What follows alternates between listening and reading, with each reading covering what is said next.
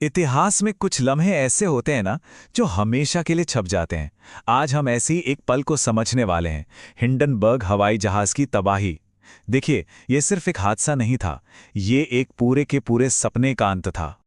ये शब्द उस तबाही के गवाह हैं जिसने सच में पूरी दुनिया को हिलाकर रख दिया था। एक ऐसा मंजर जिसने हमारे उड़ने के तरीके को हमेशा हमेशा के लिए बदल दिया। जी हाँ, सिर्फ 34 सेकंड। जरा सोचिए, बस इतने से वक्त में दुनिया का सबसे बड़ा हवाई जहाज आग का गोला बनकर राख हो गया। मतलब जिस रफ्तार से ये सब हुआ, वही इसे इतना खौफनाक और अविश्वसनीय बना देता है। तो चलिए इस पूरे मामले की तह तक चलते हैं। हम ये समझने की कोशिश करेंगे कि आखिर टेक्नोलॉजी का इतना बड़ा अजूबा इतनी बड़ी तबाही में कैसे बदल गया।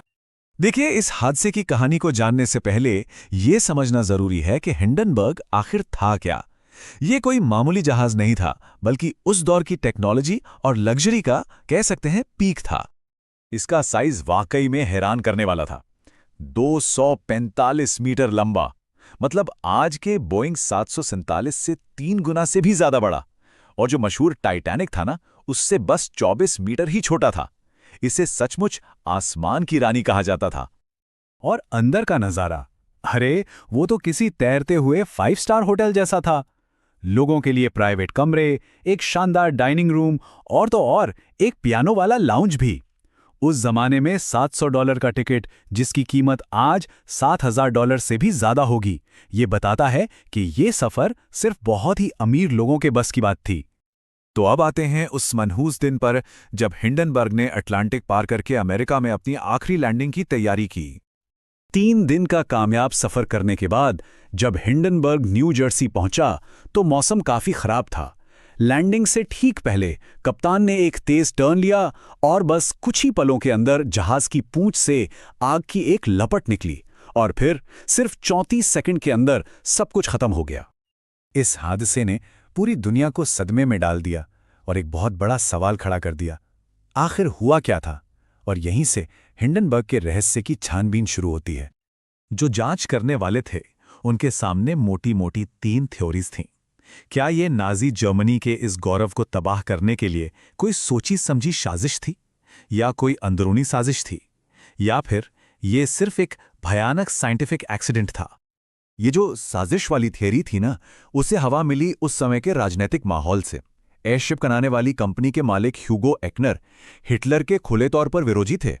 उन्होंने तो एयरशिप का नाम हिटलर रखने से भी साफ मना कर दिया था।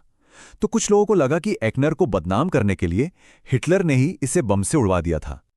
इस पहेली की तह तक पहुंचने के लिए हमें थोड़ा पीछे जाना होगा और इस मशीन की टेक्नोलॉजी को समझना होगा। हो सकता है असली सुराग वहीं छिपा हो। हवा में उड़ने का सपना तो सदियों पुराना है। इसकी शुरुआत हुई गर्म हवा के गुब्बारों से और फिर काउंट ज़ेपेलिन के एयरशिप वाले आइडिया तक पहुंची। ज़ेपेलिन के नाम पर ही इन जहाज़ों को ज़ेपेलिन्स भी कहा जाने लगा था। तो ये एयरशिप उड़ते कैसे थे? इसका सिद्धांत बहुत सीधा साधा है। जहाज के अंदर हवा से हल्की गैस भर दो और वो उससे ऊपर उठा लेगी। और यहां पर 2 मेन ऑप्शन थे, हाइड्रोजन और हीलियम। और यही चुनाव शायद सबसे बड़ा फैक्टर साबित हुआ। हाइड्रोजन सस्ती थी, आसानी से मिल जाती थी और ज्यादा वजन उठा सकती थी, लेकिन वो बहुत ही ज्यादा ज्वलनशील थी। दूसरी तरफ हीलियम थी, जो एकदम सेफ थी लेकिन बहुत महंगी और मिलती भी मुश्किल से थी। उस वक्त हीलियम पर अमेरिका का कंट्रोल था और उसने इसके एक्सपोर्ट पर बैन लगा रखा था। इसी मजबूरी में ज़ेपेलिन्स को खतरनाक हाइड्रोजन का इस्तेमाल करना पड़ा। तो इस साइंटिफिक और हिस्टोरिकल जानकारी के साथ चलिए वापस उस रहस्य पर लौटते हैं और देखते हैं कि दशकों की जांच के बाद आखिर क्या नतीजा निकला। देखिए, जो सबसे मजबूत थ्योरी है वो यही है कि ये एक भयानक हादसा था। खराब मौसम की वजह से जहाज के मेटल फ्रेम पर स्टैटिक इलेक्ट्रिसिटी जमा हो गई थी और माना जाता है कि कप्तान के उस तेज टर्न की वजह से कोई तार टूट गया होगा, जिससे हाइड्रोजन लीक होने लगी। बस फिर क्या था, उसी स्टैटिक इलेक्ट्रिसिटी से निकली एक चिंगारी ने उस लीक हुई हाइड्रोजन में आग लगा दी। इस एक हादसे में सब कुछ बदल दिया। लोगों का एयरशिप से भरोसा ही उठ गया।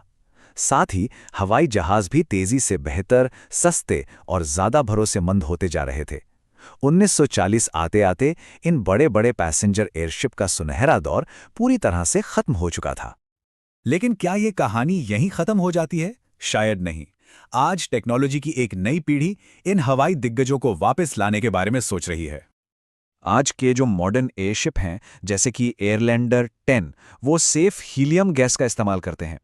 वो हवाई जहाज़ों के मुकाबले 10 गुना कम कार्बन फैलाते हैं। हाँ, वो थोड़े धीमे ज़रूर हैं, लेकिन पर्यावरण के लिए कहीं ज़्यादा बेहतर हैं। और इनका इस्तेमाल सिर्फ टूरिज्म के लिए नहीं, बल्कि भारी सामान को दूर दराज के इलाकों में पहुंचाने या फिर आपदा राहत जैसे कामों में भी हो सकता है, जहां रनवे बनाना मुमकिन नहीं है। तो सवाल यही है, क्या हम भविष्य में एक बार फिर से इन शांत, तैरते हुए हवाई दिग्गजों को आसमान में देखेंगे?